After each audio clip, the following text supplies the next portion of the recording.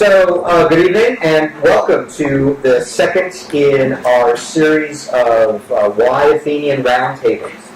The first roundtable that we had back in November focused on the history of the school a little bit, what it was that inspired Dyke Brown to found the school, what were the needs at the time, and we heard from some alums and from some faculty and staff that were there and who knew Dyke. Today we're shifting the focus in terms of history, still asking the question why Athenian, but focusing on the now. What is it that makes our mission relevant today? What is it about what's going on in the world that perhaps makes a place like Athenian even more necessary than it was around, founded 50 years ago? I am pleased to be surrounded by a number of various members of our community, from board members to alums to middle school students, upper school students, upper school faculty, middle school faculty, and staff. And so before we start, let me introduce them, and then we'll be on our way. In no particular order, I'll start over here to the left with Dave Welsh, who is a member of our board and newly elected chair board. Next to him is Niles, who's our head of school. We have Julia Borchers, who is the class of 20, which makes her an 8th grader. Michelle Park, who is one of our teachers in the ESL department. She's the head of the department and was the former international director. Sven Miller, middle school teacher in the humanities. I've got Mark Lukach, who's an upper school teacher in the humanities. We've got Paula Jurado, who is a senior this year, class of 16. And then Bryna Winchell Ross, who is not only an alum, class of 84, but is also a current middle school and upper school parent. And I'm Gabe Del Real. I'm the upper school dean of curriculum. I've been at Athenian in a variety of capacities for the last 22 years, and I look forward to participating in this conversation. I'm also part of the upper school humanities department, and what I'd like to do is to ask questions and incite conversation. So I hope that's what we're going to do tonight. If we have some time left over, we may take some questions from the audience as well. So, the fundamental mission of the school, in Dyke Brown's words, was to foster the intellectual fitness and the moral virtue of each student, to focus on the citizenship of its community members. Last time that we spoke in November, one of the major themes was the fact that Athenian was a grand experiment. An experiment in community living, an experiment in education, and that we had our trials and travails and bumps along the road as that experiment and the vision of the experiment bumped up against reality. And clearly we've done more than just survive for the last 50 years. At that time, Dyke Brown saw a need to address the citizenship of young people. So I want to start by asking the panel, and by the way, it's sort of a free fall here. Just raise your hand and I'll recognize you. There's no particular order. What in the world today makes Athenian particularly relevant? What is it, either socially, politically, economically, with regard to environment, that's still in some ways hearkens for a place like Athenian? So I'll start with that question. I'll jump in a little bit. I think one of the prevailing trends, which we probably all been aware of or noticed, is the way that youth interact with the world increasingly is impersonal in the sense of face-to-face, gathering of information, communication, even as it's instantly accessible. And so a place where you can foster a very personal relationship with mentors, with teachers, I think is increasingly valuable. And I found for myself, part of my own fulfillment as a teacher is in seeing kids get excited. Julie's from my student. Seeing kids get really excited about learning. And it comes out of the kind of intimacy and personal quality that is in this place that transcends technological development and is not bounded necessarily by changes of the time. So the other side of technology being so open and bringing, as we all know, the world, the global community, closer together, and I think one of the things that Gabe didn't mention, I'm also a parent of a sophomore and a girl that a few years ago. I think it's the global citizenship aspect of the world is actually really embodied in Athenian. So, as everybody here probably knows, we have a big piece of something called Round Square as part of the curriculum and the makeup of the school. Many kids do either interim trips overseas or go overseas on exchange. And my daughter just went to the Round Square conference that was in Singapore and part of Indonesia in the fall. And she came back and she said, Dad, it really makes sense to me now why we talk about global citizenship here at Athenian, because these kids are becoming more and more like me. And seeing that sort of coming together, I think it's really probably what background had as a vision is, sharing everything with your community and make that community broader and broader as time evolves. And now the community is really literally becoming the world. And I think that's a pretty neat thing to be a part of, and we're really at the forefront of that. This is really in reference to what Sven was talking about, but I think now with all the social networking and everything, it actually ironically leads to a lot of social isolation for a lot of kids, and I think it makes it much harder. And in a big classroom, and in a classroom where people are just spoken to and not kind of allowed to interact, it accentuates that. And so I think Athenian really fosters an environment with small class sizes and interactive classes and an environment where kids feel safe and they also feel excited to explore new ideas. Just to add to what Bryna and Sven were saying about the face-to-face communication decreasing because of technology, and what we practice daily every second of the day is teaching through relationships in our classrooms or outside of the classrooms in the boarding program 24/7. And it's what we value and practice daily. So I think that students, and recently I've had the opportunity to interview students who have applied for the next school year, and I'm interviewing international student applicants, and so, via Skype technology, but hands down, so many of the students overseas are going to school their academic day, so they are academically studying 7:30 a.m. to 6 p.m. So easily 10, almost 12 hours a day, just purely academics. And so when I ask the students, what are you looking for in high school? Why are you applying to Athenian? So many of them answer, I want a more balanced life. I want a lifestyle that's not just purely academic, and I think that's something that's at the core of what we offer. And then another student that I interviewed from the Ukraine, when I asked him, why he was applying to Athenian and what he's looking for in a high school, he said, I want to go to a school where you learn to be a good person.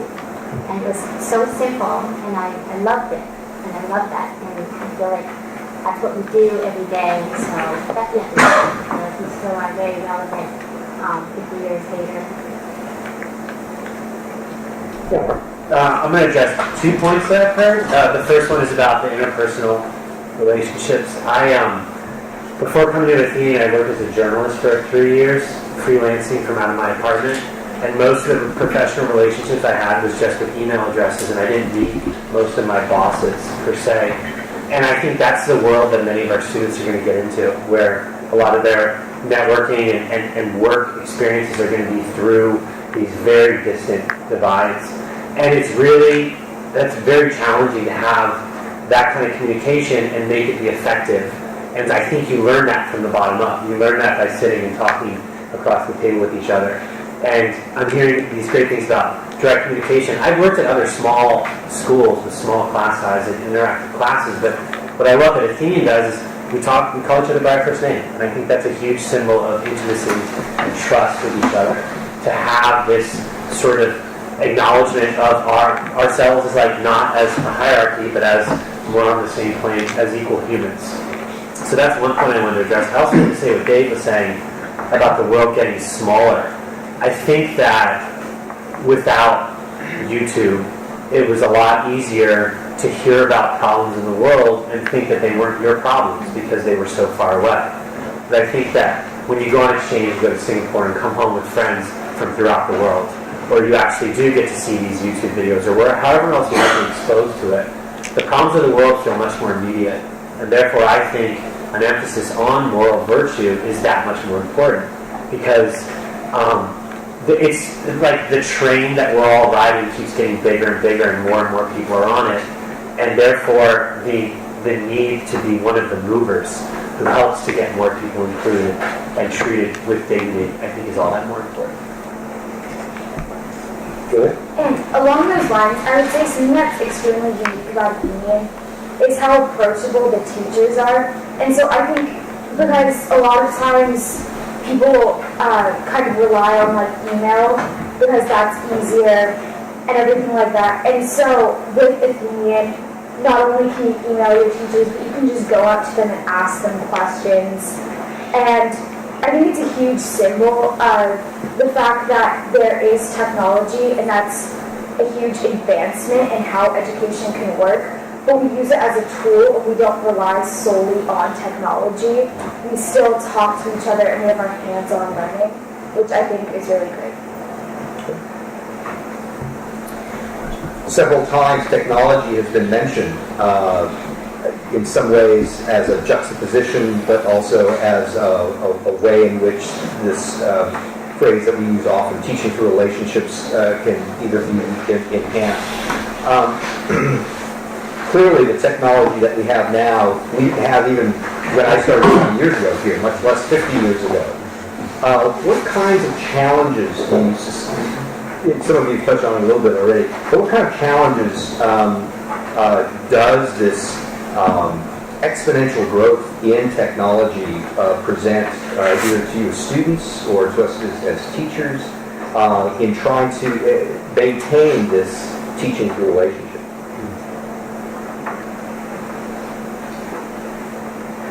I want to see how hard you're going to be on me, because I actually was going to say I see a great opportunity in it.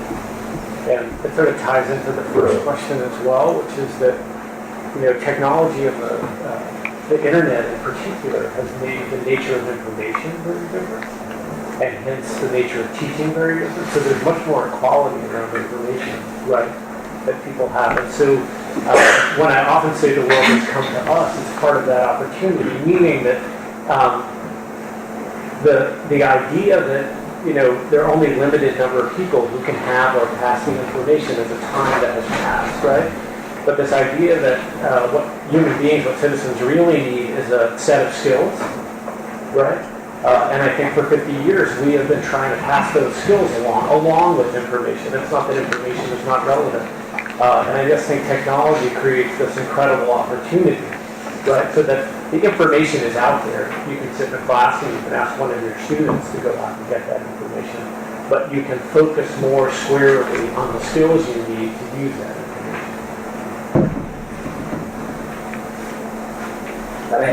I love access to information. I have this thought like, what's the phrasing? There's this conversation between Anamati and Hector, and trying to make whole phrasing.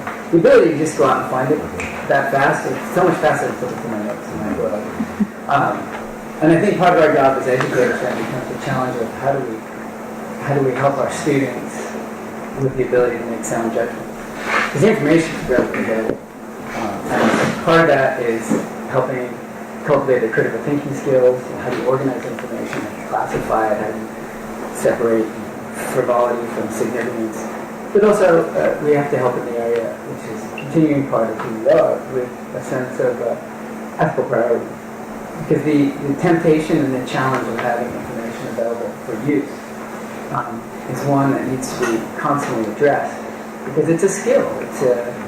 To understand how important it is to appreciate one's own authorship and the kind of satisfaction that can be derived from engaging in creating something and realize you have to rely on different sources of information. That's an incredibly hard task.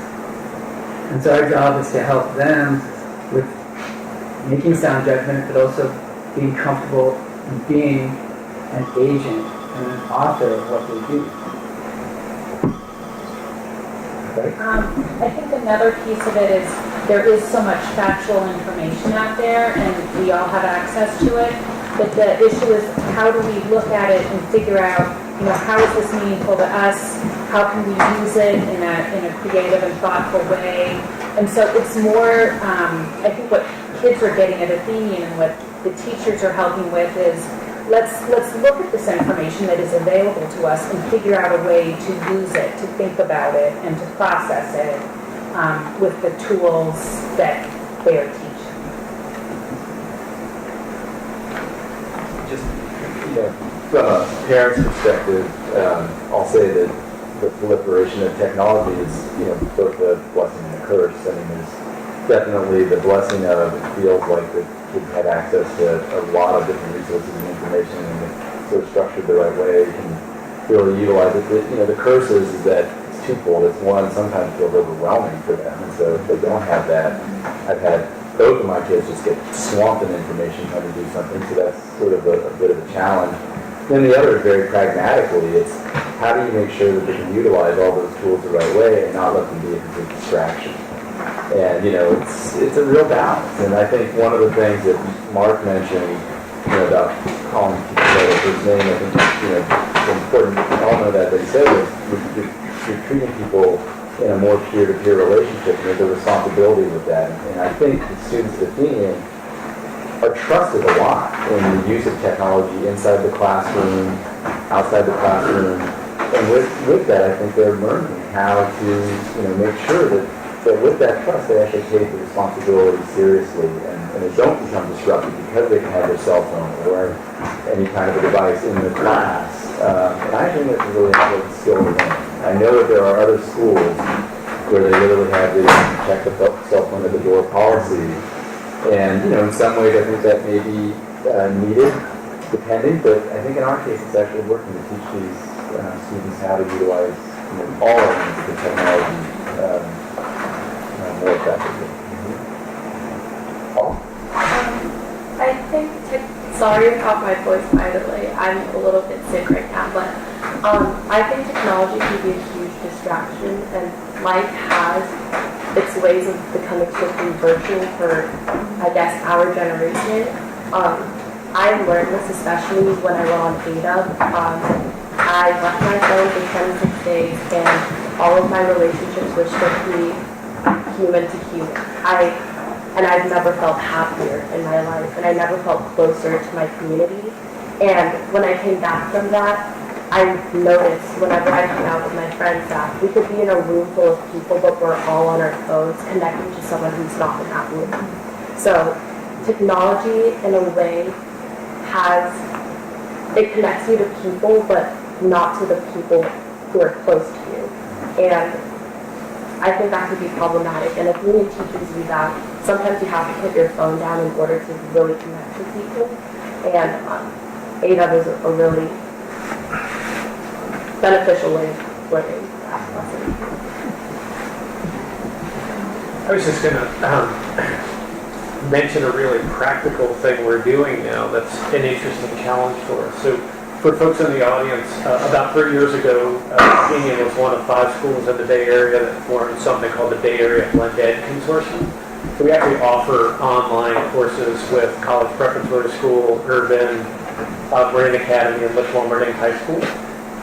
And the challenge for us as a school, or the 5 of our schools, was can you actually do online learning in a way that is true to what independent schools do in terms of the kind of teaching? The answer is we're not sure yet, but we knew that there was nothing out there we thought that gave that kind of interactive, kind of relationship-based teaching in an online environment. We're working awfully hard to put an independent school model in place and teach ourselves how to do that, knowing that more and more students, more and more adults are finding learning online. So that's a real challenge for us. For 3 years now, we've been talking about how do we make sure what we call high-touch learning is happening in an online environment. So I have a kid this year, my son is a senior, he's taking organic chemistry from a teacher at college preparatory school, largely online. So far he likes it. I also want to address the challenges that Paul was bringing up, because you asked in the context of direct relationships, right?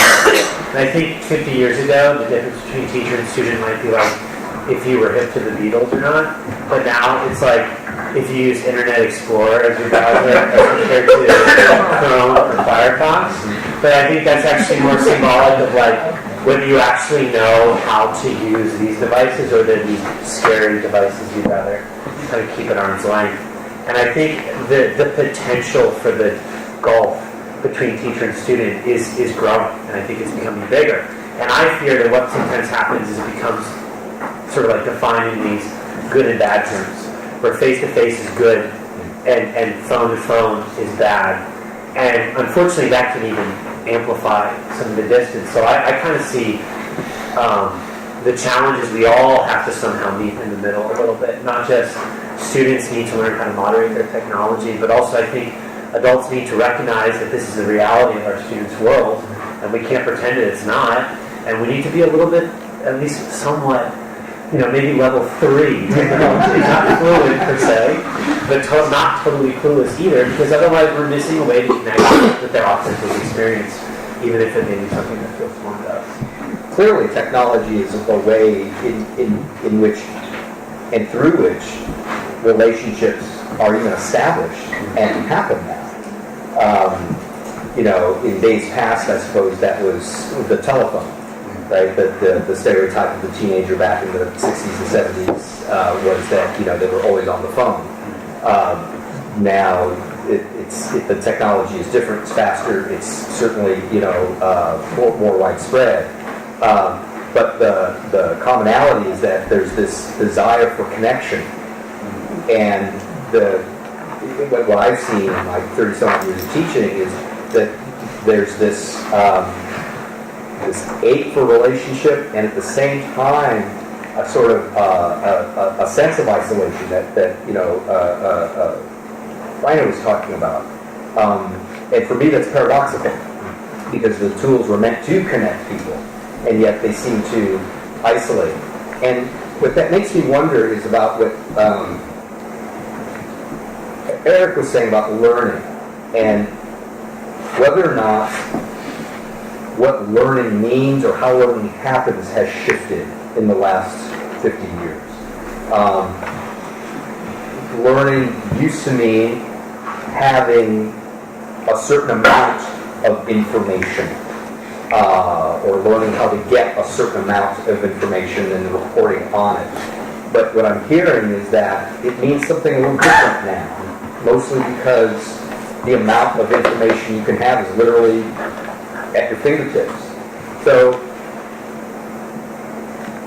I'm interested in what learning has meant. I want to start with the students first.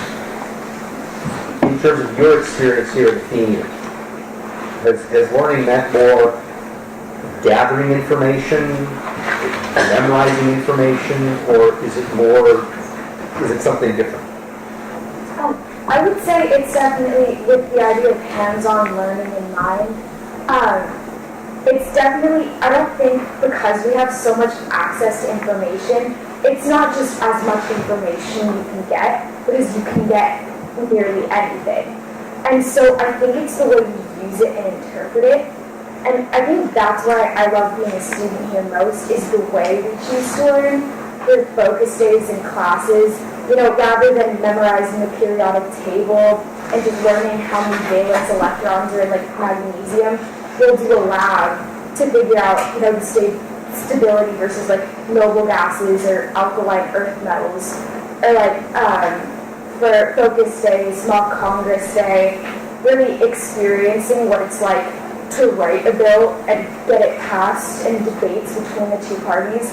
It's just hands-on learning, I think, is such a great way to not only interpret knowledge, but also just understand it and be able to relate yourself to it.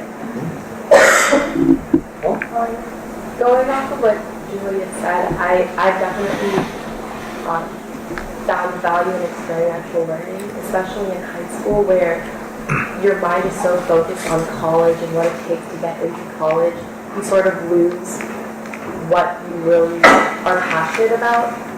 And my senior year, I took on an independent study with my choir teacher because I'm passionate about music and I'm passionate about teaching people and working with people.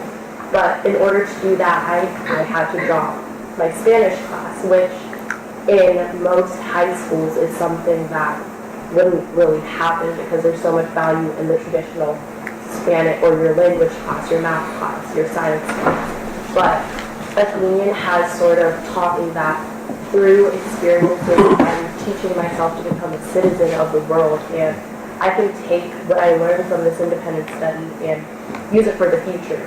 While my Spanish class will teach me how to say where's the bathroom, or like something that I don't really think applies to what I want to do in my life.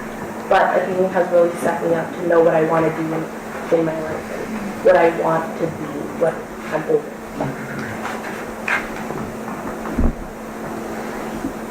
So it's part of the learning about yourself? Yeah, I think so. I've definitely learned about myself here at Athenian. I'm not sure if that would have happened at any other school, especially through Ada. Once again, I think that was the peak of my Athenian experience here because I was just me.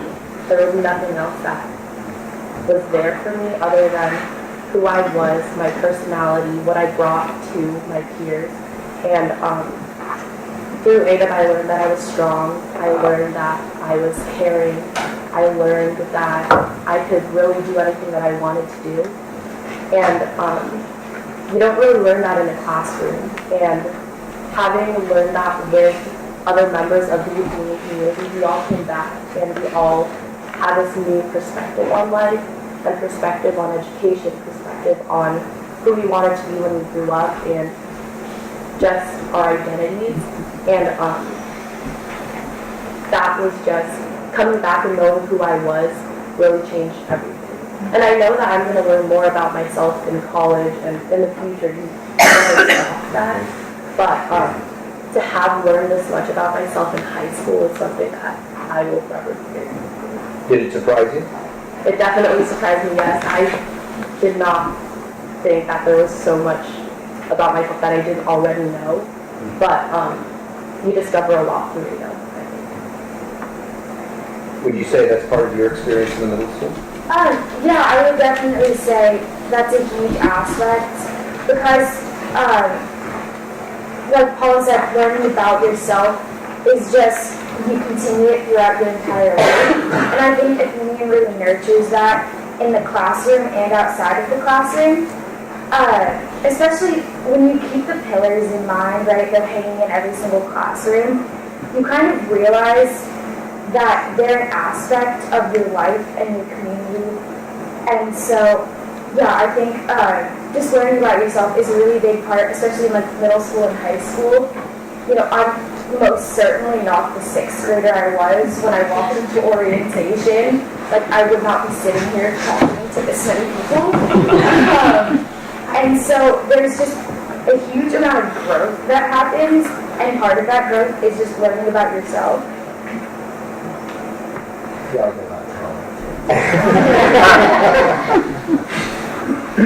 Oh, you mentioned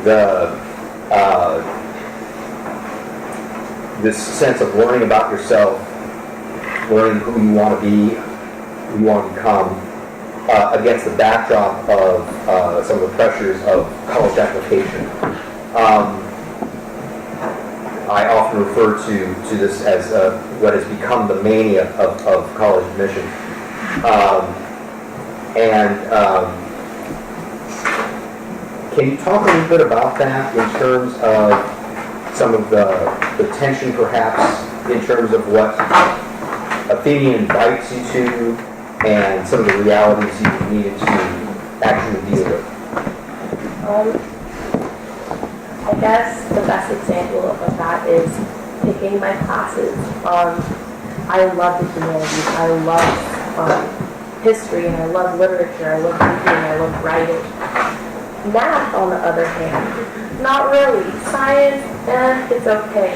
But at junior year, I had the chance to choose my classes, and I was tempted to take 2 literatures and 2 histories and drop my science and math. But I know that in order to get into college, it doesn't look good. And Athenian advises you to go after what you're passionate for, to pursue that. But Athenian is also a college preparatory school. So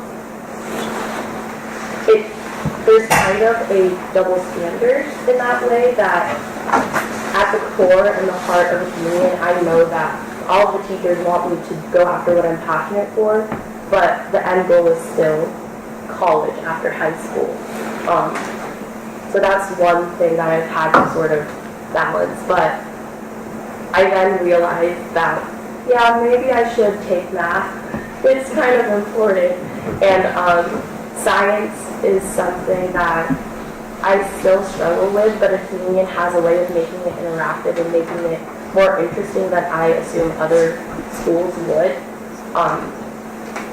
And another thing that I've struggled with in terms of academics here, I guess, is that you hear the perspective of other students coming from other college preparatory schools and what they think about Athenian, and in terms of like how they prepare you for college. For example, like college prep versus Athenian, they assume that we're not as College prep. College prep, exactly. But Not our name. yeah, but being a student here, you sort of just have to learn how to explain to them that I may not spend as much time on my homework as you, but I'm learning far more than just what's being taught in a classroom, and that has more value. And I guess I don't want to say Athenian students are wiser than other students, but Athenian students are a little bit wiser than other students in that way, in that we can see past college, we can see past just academics, and yeah, I'll end on that note. Okay. Michelle, when your experience with international students, and it was interesting for you to talk about those who talk about wanting to be a good person or wanted to have more balance. Have you seen that growth in your experience here in students who have come from sort of those pressure cooker kind of environments, and how they've had to adjust and what they've learned in their experience here? Yeah, absolutely. I won't say 100% of the time, I see that change or growth, but definitely more so than not. I'll have an example of a student that came in 9th grade from China, and I don't know if he got any vitamin D, natural vitamin D. He was within his room, and technology and online gaming, around the clock, and so sleeping was an issue, just unhealthy habits, late into the night. And, if I would ask, what did you do on the weekend? Well, I stayed in. And so now, this boy, young man, is now a senior, and is a leader in the dorms, has really embraced his public speaking opportunities, and just seeing so much growth. I'm not going to say his name, and so that's just one example where, in 4 years, I saw that transformation happen, where I think just the sheer opportunity that he was exposed to, and then when you built the confidence enough to embrace it and tackle it and use it, that really becomes meaningful, and that's where I think it's all. Yes, I see it. And what would you, is there anything in particular in terms of this experience or experiences like it? Is there anything you might attribute that shift to? Yeah, so I say this often to a lot of people I talk to, and Paula mentioned it as well, but I really see a huge turning point after AWE. There's just something miraculous, magical about it, sending students, and especially international students. The majority of our international students come from Asia, and some of them have never slept in a tent, or speaking that they have, and so there's a lot of excitement and fear, but after that, I see just a huge change, and all of a sudden, this student who was holed up in the dormitory is now out in the quad, hanging out with those students and just making these connections, and that's all, I think attributed to AWE, that small group where you're just in it together, hope the barriers are down, and you really get to know each other, and you're vulnerable with each other, and so it takes something like that. So I've always wanted students to have a similar experience earlier on. That kind of vulnerability is there, so that you're just open to making more connections. So that's, something that I think we should need to work on. One thing I think that's kind of interesting when I speak to other parents that have kids at other schools, particularly the public schools, but other private schools, one thing they like to talk about are how many AP classes their kids are taking, and it's kind of like bragging rights. Well, my child had 8 classes that were AP, and I think what's so great about Athenian is, first off, they don't really care about AP. They offer honors classes, and so you can really dig deeper into things that are interesting, but you're not teaching to a specific test. So I think just the total philosophy around how we teach, what we choose to teach, and the other things that are in the day. It's not just the classes, it's kind of the entire experience. I think it's one of the, it's an interesting challenge we face as an institution. Because I feel like there's certain teachers doing well and making preparing students for productive life, both as citizens, as people in the workplace. Several years ago, we had feedback in terms of looking at what kind of hard and soft skills were desired by our industry and the corporate world. And it's a curious disconnect that happens in the end of high school, in the sort of need for aggregating data and the admissions process. The alphabet soup of AP and ACT and SAT, it puts all this pressure. And then you hear about university experiences where universities will say, okay, we use this as a admission standard, but once you're here, we want project-based learning, we want these skills, and it's part of our challenge to get the message across the universities that, no, this is what our students are. You want our kids. They're those kind of students. They're critical thinkers, they work well together, they're developing and growing their confidence. So it's one of the challenges we face in terms of dealing with that specialized skill group, which is an industry unto itself, just operates there. And how do we manage with it? And that, I think, is an interesting part of what you referenced. Because I think people lose sight of the longer term of character development. And if you don't mind dovetailing, I just want to go back and circle back a little bit. Because I think one of the most important things that has a long arcing value that we attempt to teach, both through a global vision and a more immediate vision, is a value like empathy. And the importance of cultivating that capacity to go through encountering in ancient literature. And then realizing how much technology has, and things like social media, both it can bring out the worst narcissistic effects in people, and there's also the kind of harm people can do to each other when they put in an anonymous environment. And we have to deal with that all the time. It comes out sometimes in middle school, but typically really negative. And one of the things I really am proud of is how powerful of an empathetic community that has been developed and cultivated. And that's where I think we want to make sure that the larger world realizes that about us. And that these are amazing kids that come out of here. And I always look at them with kind of awe. So, is there a kind of countercultural thread that goes through what we have to offer? Is that perhaps possibly dangerous to be a voice crying in the wilderness? Or is there a way in which that bridge can be, or that gap can be bridged? That it's a good bridge, Gabe, between the first panel we've had and this one, right? So I think in 1965 we were probably crying in the wilderness, right? And I think in 2016 it's very different, right? There's still ways in which the world has to catch up to us, and I think Sven is right that colleges in some ways say one thing and do another. I think we're moving towards a point where they will both say and do the same thing. And what's nice is we're at a point in history where think about the writings of Malcolm Gladwell, and it's not the only one, right? Who are talking about what we do, right? Society hasn't quite caught up with us, but intellectually they've caught up with us. In terms of practice, we're not quite there yet.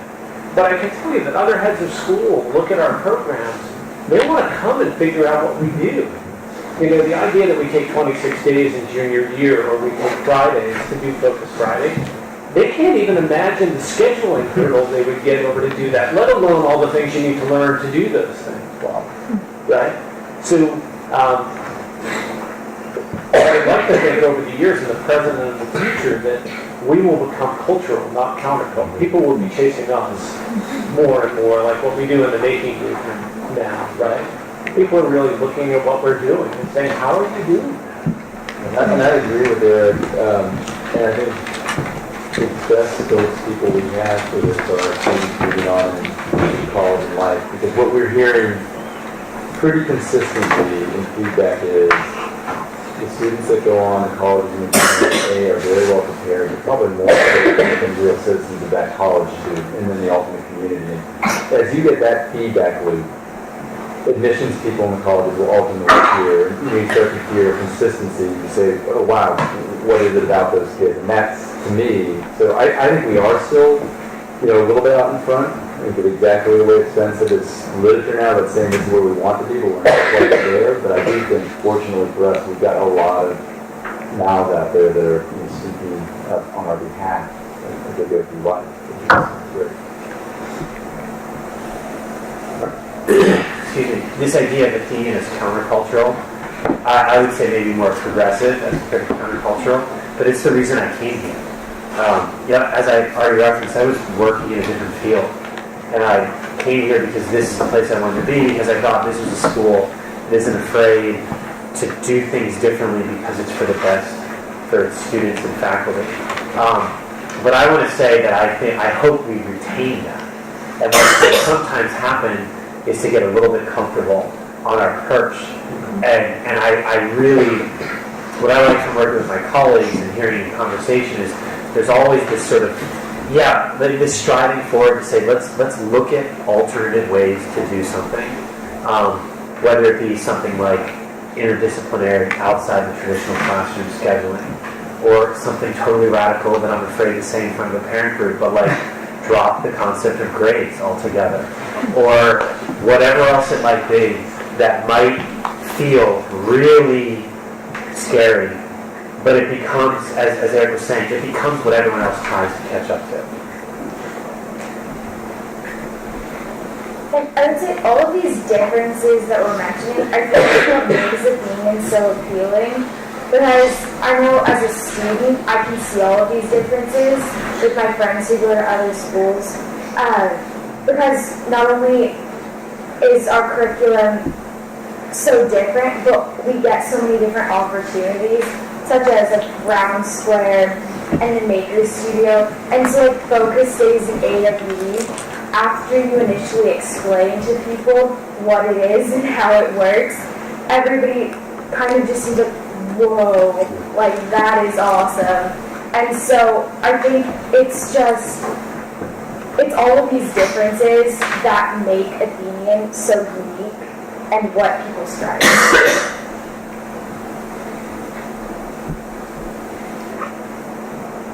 We want to be the standard. We want, as Eric put it, for folks to catch up to us. What challenges do we have still in becoming the standard?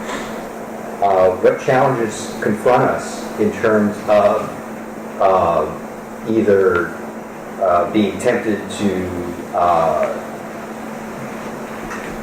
bend to other pressures, college admissions, things like that, or to a preconceived notion that our program somehow has a particular political bent or whatever it might be. And in the face of those challenges, how do we become the standard? Yeah, I can start off because to me gets this concept of failure. We talk about this a lot as teachers. We want to encourage our kids to not be afraid to fail. But if you fail, that's not a good thing for your GPA, right? And similarly, as a school, we want to experiment. But if we fail, that's a year or 2 or 3 where the kids kind of got lost in the wash of our failure. And so I think the reality of one of the things that makes this a challenge is the fear of failure.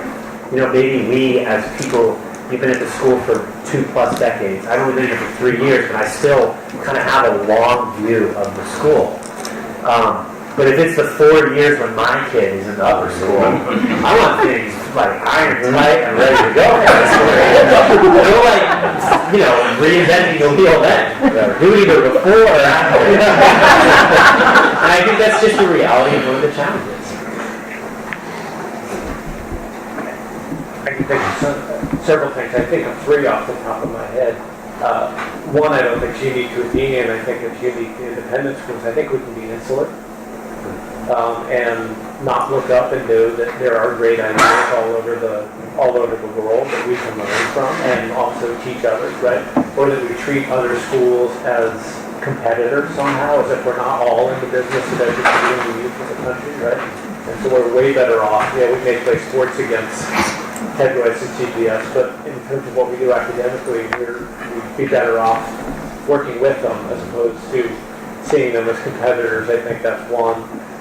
2 is, I think, our facility is a challenge for us right now. I don't, people sometimes say to me, does it frustrate you that those who came before you didn't do as much with the facility? And I say, oh, no, not at all. They had their priorities straight, right? Which was, in a school that was really struggling around resources, we wanted to make sure that the programs were where they needed to be and that the students were taken care of.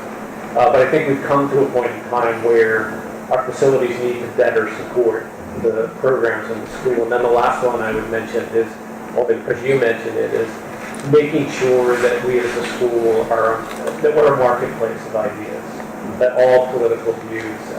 I think we, and again, I don't think it's just about Athenian, I think sometimes we can be intolerant to those who are religious, for instance. And I think that's really something we need to get over to make sure that we are truly inviting the world into the school. I think one thing about our school that's really unique is the fact that we have international boarders. And that whole program, when I was here, most of the boarders were from the U.S. And so it's, the program has gotten smaller and bigger. But what I see as a challenge is kind of allowing those kids to be as much of our community as they can be and to really incorporate them. And I think it allows our day students to grow so much, to be exposed to these kids. And it's a win-win situation. And I think it is a struggle, because it's comfortable for them to stay with their friends and stay in the dorms. But, and I think, you're doing a fabulous job, and that's something I think we just need to constantly work on. and I think it benefits everybody. It's interesting as an educator, and for teachers, the technology piece presents an interesting challenge because we have to be comfortable enough and confident enough in our relationship with our students that sometimes we'll embrace a project where the kids know more in terms of the technology than we do. I had 7th graders in the Motor Studio working on an architecture and engineering design project to investigate those features of Rome. And a lot of the kids know a lot more than I did. And it's sort of a shared delving in and learning. And as a teacher, you have to be able to say, you know what, this is an area where you know more than I do. And it's funny because you find these interesting moments of connection. I didn't realize that some of the video games I've done in my younger days would become really useful in my teaching, but Hinduism is so much easier to teach because now all the kids know what an avatar is.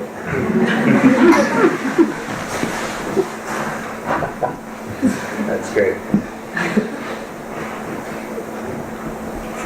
So I'm a parent, and I'm totally positive on the school. We're very lucky to be here for what Bryna was saying about multiculturalism, from what Sven was saying about the empathy and the whole person. And Dave, I heard you sort of about responsibility and maturing into a whole person. So all those things are wonderful, and that's why we're here. This question was about what we could do better. So I just wanted to follow up on Eric's idea of isolation, not seeing other schools as competitors as much as collaborators. And I wanted to look at the other side of that and say, does Athenian compare itself enough to the outside world, and would that sort of matter with the college issue you were talking about, Gabe? Like, I went to Bellarmine, and that's all about competition, you know, whether it's football or debate or... Big Jesuit institution that it is. Definitely. We want the whole ethics and morality as well, building the whole person. But Good Jesuit institution that it is. I just wonder if Athenian, if the students have enough opportunity to compete in the real world, or whether they're somewhat sheltered in a countercultural way of, you know, this is the whole person ethos, so we don't compete, we choose not to compete. And I don't know if the world is like that. Anyone want to address that? Sure. I think what's interesting about competition itself, like many ideas, is not wholly all good in all settings, or is it wholly all bad in all settings. It has its utility. And I definitely use it as a lever in certain times and places to build student excitement and student enthusiasm. And so I think part of being able to stand back and look at it as one of many different tools, it can be a very useful resource. And I think there are some really unique and special opportunities where kids can find positive competitive experiences here. The robotics programs represent a very competitive program that's doing exceedingly well. And our sports programs, we take pride in our ability to compete. Not always in stellar fashion, but we're always striving. So I wouldn't think that there aren't opportunities to compete, but I think that we can have the maturity to sometimes step back and say, well, what is the nature of competition and what is it for? And what purpose does it serve? Yes, I mean, so I think you're right. So I think competition can, everybody knows, bring out good and bad, and the way that you think about competition. So I think there is a competitive aspect to the environment here. You can spend a few minutes with my daughter, you know, she's probably the most competitive person I've ever met in my life. I mean, no joke. And so, but she, as an example, I believe does it in a way that's cooperative competition, if you will. So there's a way to be competitive but still be part of a community and still be additive, and not turn that into a place where you're trying to, you know, better somebody else by putting them down. You're trying to better each other by being competitive. And it's a real subtle thing, it's hard to explain, but, you know, I see her caring about how other people do positively, And I also see her wanting to be very competitive and do well herself. And so I don't think those are necessarily opposites, but they are tight tensions. So I say all that, and I don't disagree with you that there can be an element of, sort of, be too insular and things are all so good here and we're all just very, kumbaya and happy. There's actually an element that I like, but I think there's enough room for competition. Actually, in my experience in 8 years or so here, I've seen a fair amount of it to believe that it can foster. Whether we should expose kids more to it in some way, I think that's a good open question, but I certainly haven't felt like this is a completely non-competitive environment the time that I've been here. It's, for me, what's interesting is, I harken back to our name, the Athenian School. I mean, you're not going to find a culture much more competitive than the Athenian culture. They competed about everything, poetry, running, you name it.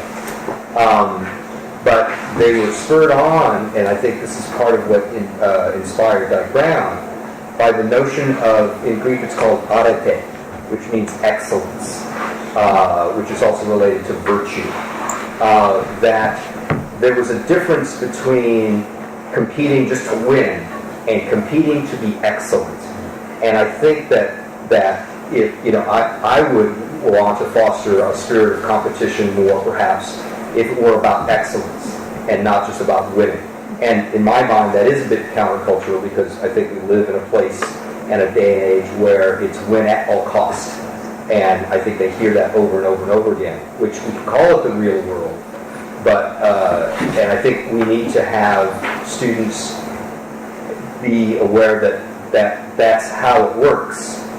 But a phrase I often use is that we want our students to be in the world, but not necessarily of the world. And so, yes, we want them to be competitive, but in a way that, again, to harken to an Athenian notion, is more noble. I think if they're competitive, I look at my girls and oftentimes they might be, disappointed in something, but usually they're competitive because they didn't feel like they did their best, and it's more of a self-competition, not like, oh, so-and-so did better. They don't tend to compare themselves to others or talk about other people's grades, but it's all about what they could have done. So it's an inner kind of competition with academics, not with sports. With sports, they want. Over the 20 years that I've been here, I have seen our sports program both grow, both in terms of the kinds of sports we offer, and become better. Partially because our school has grown, and we've got a better talent pool. And I actually was going to address athletics and you said challenges, and then I decided to let it go. I actually do think it's a challenge. I think our athletics have gotten better. I think the challenge is making sure that there isn't a kid who would thrive at Athenian who doesn't come here because they don't think the athletics is interesting enough for them.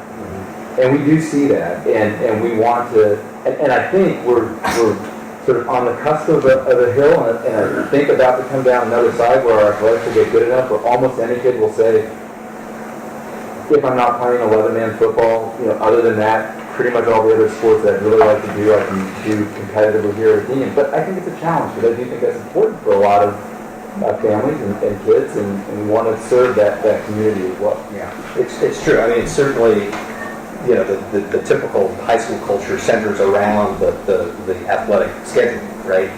Football in the fall, basketball in the winter, spring sports in spring. And again, in my 20 years here, I've seen that grow more, and it is a challenge for whom that is, for students for whom that is sort of their primary passion for talent. What's interesting is to connect this with the point that Mark made earlier, is that competitive sports and competitive activities like robotics present the opportunity for students to encounter failure in a way that isn't necessarily catastrophic for college admission. And to really experience the agony, if you will, the striving, and that there Speaking is of competing, that there is this sort of this value in striving and then experiencing loss.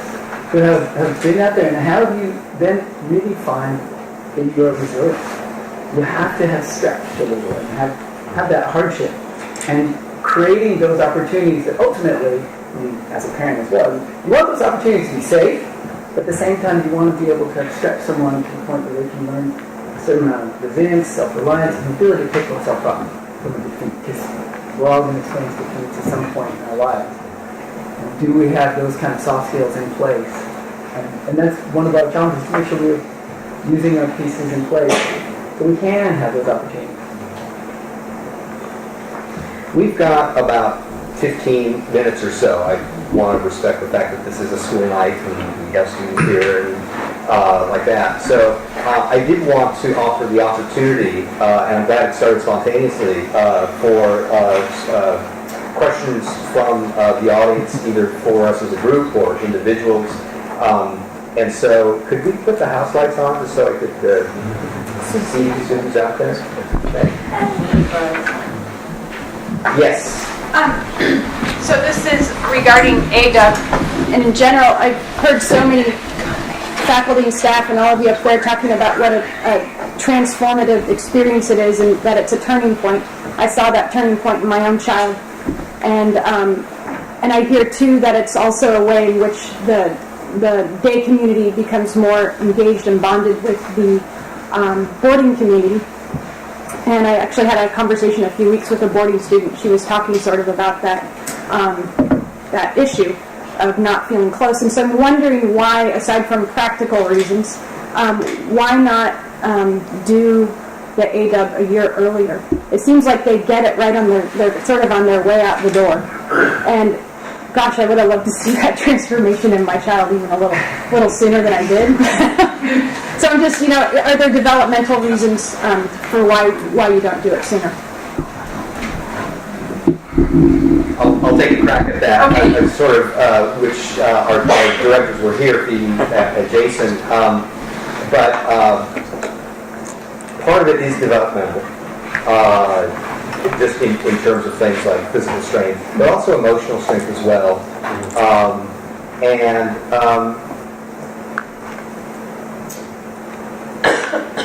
I think if you were to ask seniors who've gone through AWE, and I may put you on the spot here, Paul, if they could imagine themselves doing what they did a year earlier, I think most of them would say, there's no way. And even though they might have said that the very morning before they left on their trip, there's something about that second semester of the junior year where, in the 30 years I've been an educator, I've seen it, there's certain transitions that happen every year in high school. The summer between freshman year and sophomore year is one of them. And certainly there's something that happens in that second semester of the junior year where, and I start referring to them as rising seniors, because that's when their senior year really begins. Because they have a better capacity, let me say, to be able to sort of think a little bit further ahead.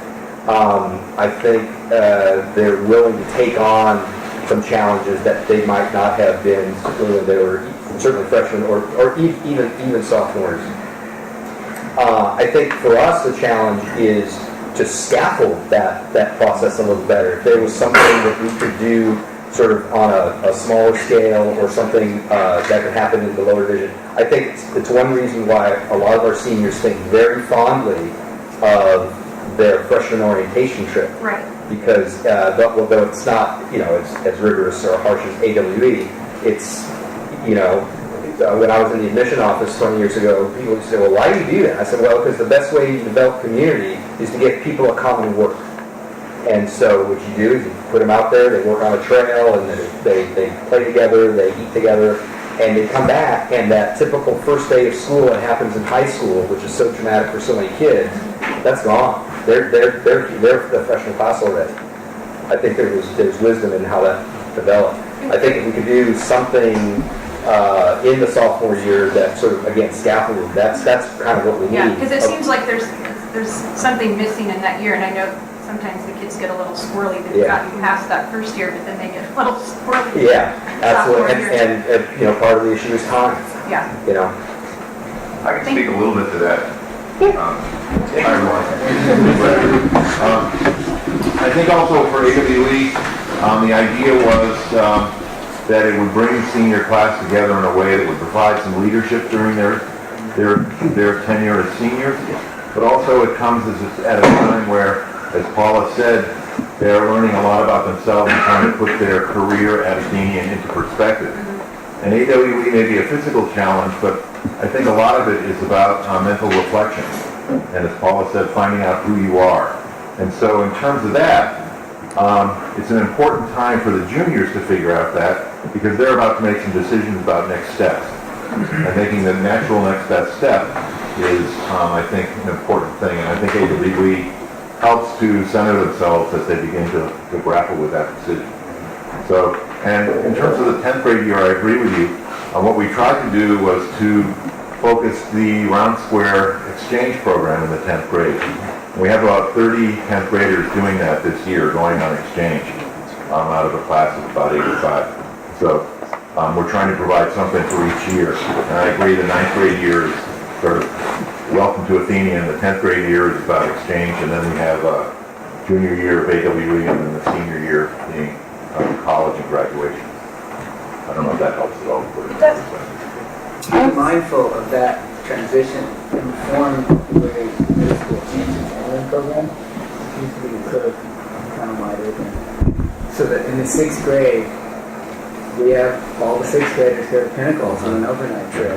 And for some of these kids, it's the very first time they've ever been away from their families on an overnight trip with other adults and with each other. And they are rock climbing together in groups.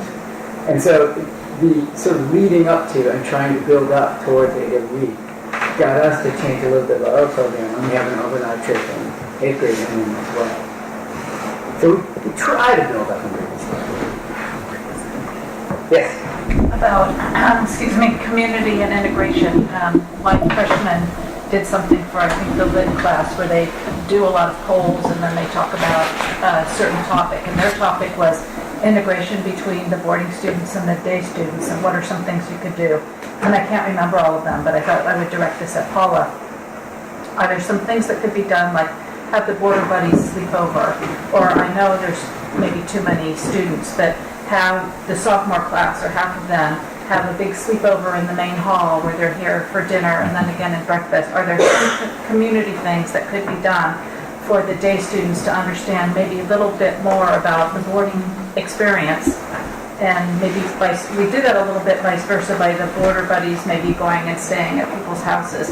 But maybe there are some things that we could do around community that are smaller with parts of the community. And I just wondered if any ideas occurred to Paula, or if any of that makes sense. I think that one idea that I had a while ago was to invite more day students into the boarding community. So maybe over the weekend have a room open, if there were a room open, for some day students to come sleep over and spend the weekend with us, just to see how the schedule is and just to see what we do over the weekends. Because I feel like the boarders are kind of like this unicorn at school that people are like, oh look, it's the boarders. You sort of need to realize that, hey, we're kind of people too, you know? And I think that Athenian has done a lot better in terms of finding ways to integrate the boarders with the day students. And one of the biggest steps I think that Athenian has done is closing the boarding house during the school day. When I was a freshman, I used to hang out in the dorms during lunch and just take naps. And I would miss out on so many opportunities to make friends, to make connections, to talk to my class. But then once the boarding houses were closed, I was not forced, but I was forced to just come out of my comfort zone and make friends, because it's not only the day students' responsibility to become friends with the boarders also have to try to make friends with the day students. And I'm fortunate enough to have grown up in California, so there's not much of a language barrier or anything like that for me in terms of making connections with the day students. And I think that's the biggest barrier between the boarders and the day students is language, because of course when you're not only far away from home and your family, the one thing that connects you with other people is when you talk. And if you're having trouble simply stating what you're thinking, you're just going to go with people who understand you. So I think that's the biggest thing, and that's just something that we have to continue working on. I'm not really sure how that would happen, but I think that, yeah, that was just one of my ideas, having sleepovers. Sleepovers are really fun. Okay, I have a comment about that. Sure. I know that there's, on campus, there's a handful of programs where overnight events occur. Emily in the vocal music program, I know, does a overnight for choir groups, which if you're a boarder or a day student, it doesn't matter. You're spending the night and you're involved in that exercise. And I also know there's a couple of teams in the athletic department. Danny, she likes to take a group of girls on some trip to do an overnight for a basketball match. And she likes to do that every year. And there's, often that there's a boarder on that program as well. And I know a couple years ago we did a boys varsity basketball tournament away, and there was a handful of boarders on the varsity basketball team. So there's different ways to integrate that type of overnight experience and include the boarders and the day students. And so there are some little pockets where those things are happening, and I think it's a wonderful experience for both the day students and the boarding students.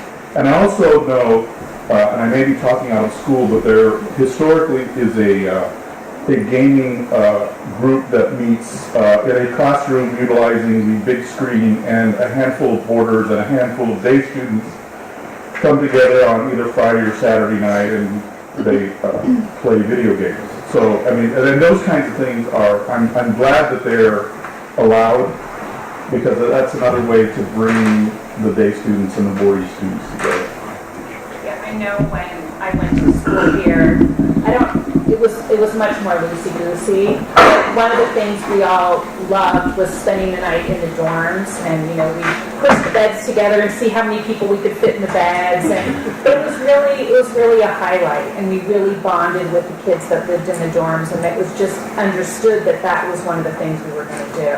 I think, now there are more rules and everything, I understand that, but maybe kind of figuring something out where we could incorporate some of those ideas. Okay. It's nice to see it. It was very dark, so it was hard to look out. But thank you for that question. It's something I spent the last 12 years as the international and residential programs director, and it's always been an issue or a topic that we've tried to address. And I think one of the biggest challenges is that we want to see the community between boarding and day students, and particularly international boarding students and our day students. But these relationships need to happen organically, and so we had events where we're forcing big groups of people together, and it just doesn't work. There's awkwardness and discomfort, so it doesn't work. And so I think you touched upon the Border Buddy program. I think that's a great area to start at, because it's about one-on-one relationships, and they don't have to be best friends, and they may not be, but to start there. And we've been inviting Border Buddies to Thanksgiving dinner, but I think we could do more, where we are just intentional about putting structure in place where day students and boarding students are getting together, but in a natural and more intimate way. So I think there's still a lot of work to do in that area, but I think that there's a lot of opportunity and a lot of possibilities. And as Tony mentioned, sports is huge, and we see it all the time: basketball team, soccer team, tennis team, and so that's something that I also did mention. I saw a turning point, not only AWE, but also within our sports program, our performing arts, with music choir, but also with drama and musicals, where I do see a lot of connections being made. So there's definitely work to do, but it is happening. I like Paula's idea of having a room set aside or something, maybe there can be boarder for a week. I know during the robotics program, some people stay. there are probably more things. I think opening the campus up in the evening to day students, and just the Bryna students have mandatory study hours Sunday through Thursday night. So why not invite day students to study together and have study buddies or have group study? Maybe a teacher could volunteer. Well, we'll go out there. To come in and hold office hours at night. A suggestion along this line. Why don't you flip this too? It seems to me that if there's installation for the border students on the campus, why not ask the families to have a boarding students over for a weekend and give them an opportunity to be out of the context of the school? Because that's part of the issue, I think, here too, is that they're insular not only in the context of their dorm, but also in the context of the school. That's what happens with the border buddy families. Okay. Many of the families do open their homes to boarding students, just even inviting them over for a home cooked meal, or taking them out to see Cirque du Soleil, or but they do definitely invite them out and over for overnight or just dinner. We've got a couple more minutes, so I want to make sure I get everyone. So we're going to go 1, 2. You were talking about the competition, and you can put a time and how fast you run. You can put a GPA out there. The different thing about Athenian that I've seen is, you talk about global citizenship. And we came here for the open house, and the reason we're here is not the facilities or the programs or anything else. It's kids. And I've seen my daughter grow more in ways that I never really expected her to do. And that's one thing, there's not a lot of competition, but these kids want to be better citizens.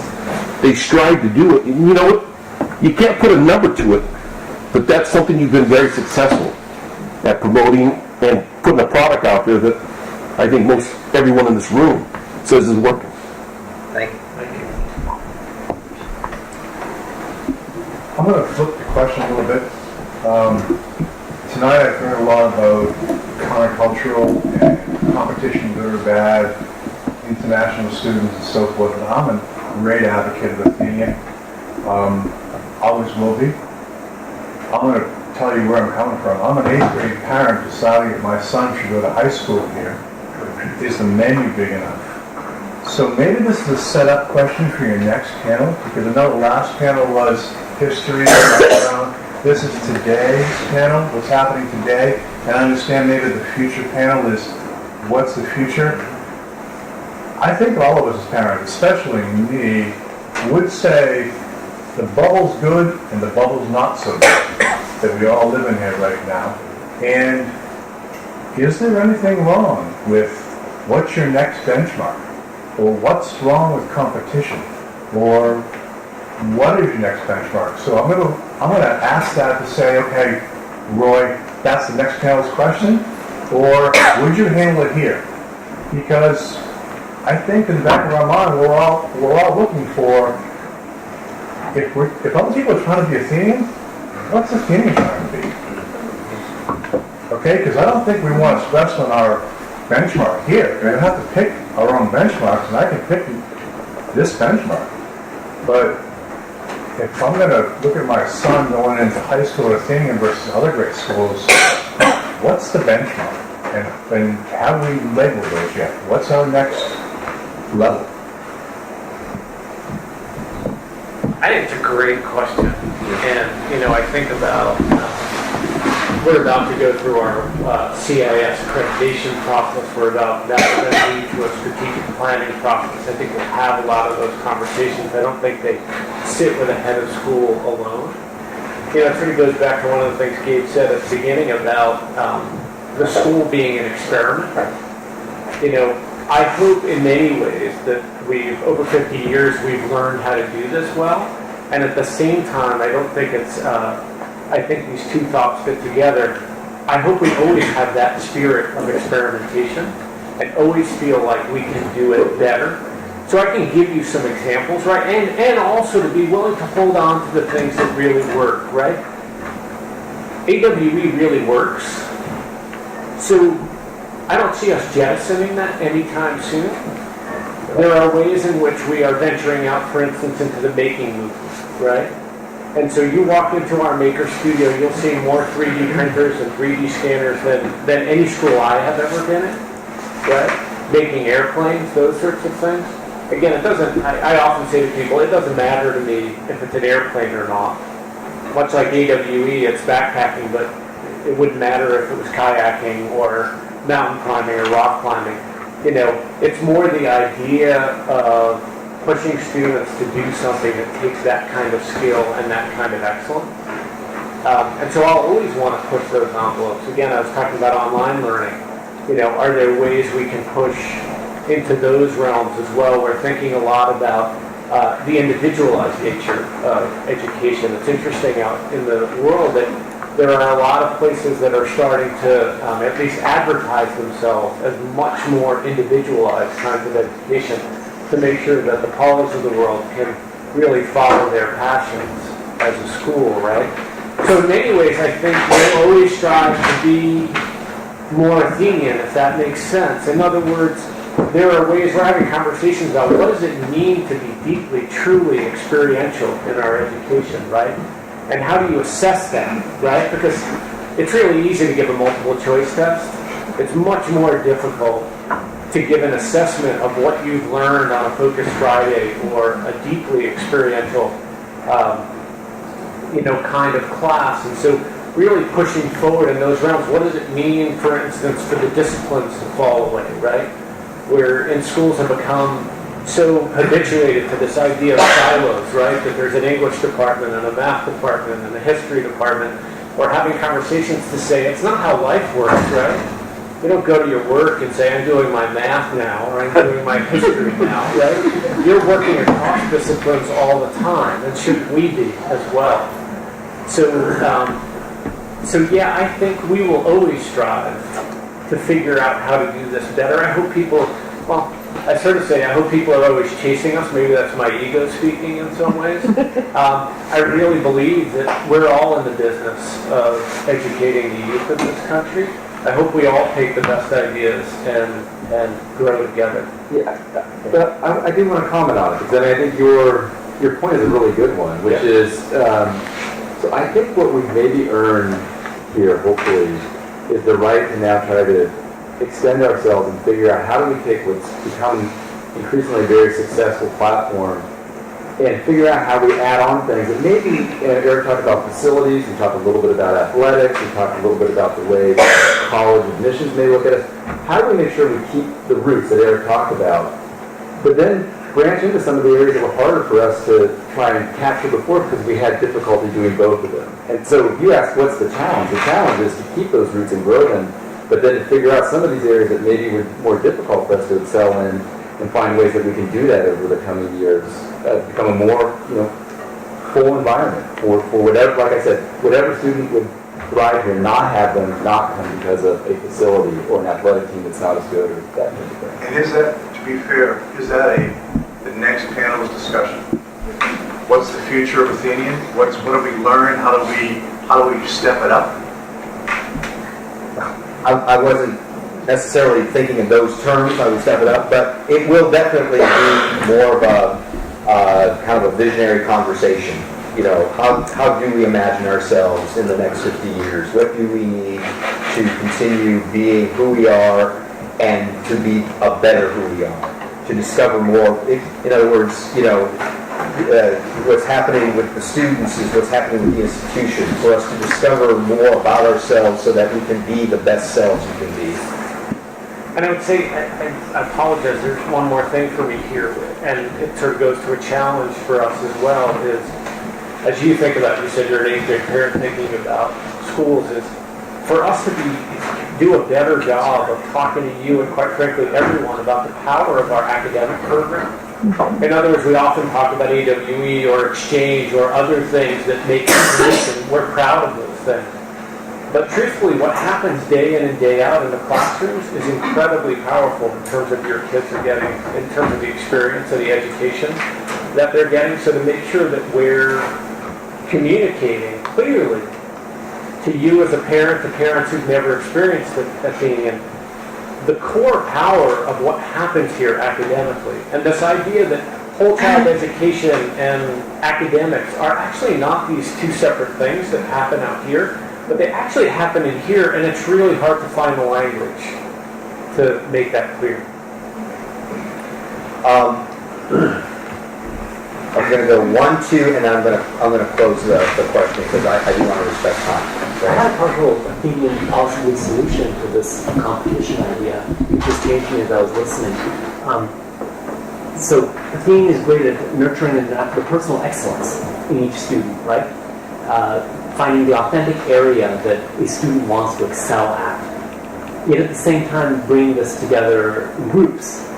So I wonder if the leaders, the faculty at the school could explore external competitions where they could point out to students that this opportunity exists, like in the Maker Studio, right? There are the robot competitions, but there might be other things that people can make for, external display.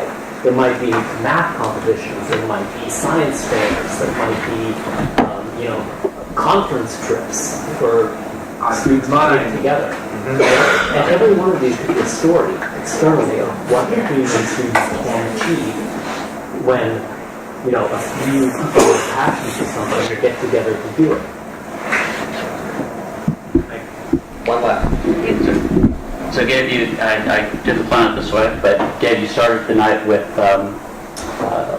being a global citizen as a component for the Athenian education. And so I just wanted to give my perspective. It's one of the most important things that I've seen. And I can't put my finger on it. I don't know if it's the having the exchange students here. I don't know if it's the round square and being able to do the exchanges and the service projects. My guess is it's a combination of all of that. Plus, as Eric, you were talking about the environment in the classroom. But I have not seen students anywhere other than coming out of Athenian who are as much global citizens. I know from my own experience, I've lived abroad late teens and early 20s, and I was mortified, as well educated as I thought I was and as worldly as I thought I was. I was really embarrassed at how much the rest of the world knew about my country and about their own countries, much more so than I ever dreamed. And what I see consistently from Athenian students and in my own kids is that they are not only much more knowledgeable, but care much more about what goes on in the world and their part in the world, more so than any of their friends at other schools, any other students I've seen through college, through grad school, anywhere else. I consistently find that Athenian students are better citizens of the world than any other students I've seen. So I credit you with that, and I'll leave it to the experts to decide why all that works so well. But it's incredibly impressive to me. And I notice it consistently through just about every student I've seen. I accidentally overlooked someone, so this is last. Just one last comment. As a person in a profession that hires a lot of people, one thing I could tell you, the new buzzwords, it's not competition anymore. It's critical thinking, compassion, cooperation, and all this collaboration that we're all teaching our children. I think it's what's going to serve them. Regardless of GPA, I heard an HR director from Google saying, I don't hire A kids anymore. They're a disaster when they come to me. I like the B-class kids, the kids that know how to learn and know how to really be alive with other people and not just worried about what did I learn in that test, what did I learn from that textbook, but what did I learn in life. So I think with that, it's something that you guys are doing right, and I'm seeing it in my daughter, and I'm pretty sure a lot of kids will worry about how college accepts them, but I'm pretty sure that the work life will accept them. That's longer than 4 years. Sure. And on that note, I want to conclude our conversation tonight. Thank you very much for coming. I want to thank all the panel members for participating. Paula, I hope you feel better later. And thank you, and we'll hope to see you for the next Athenian Roundtable, which will be in May. That's it for tonight.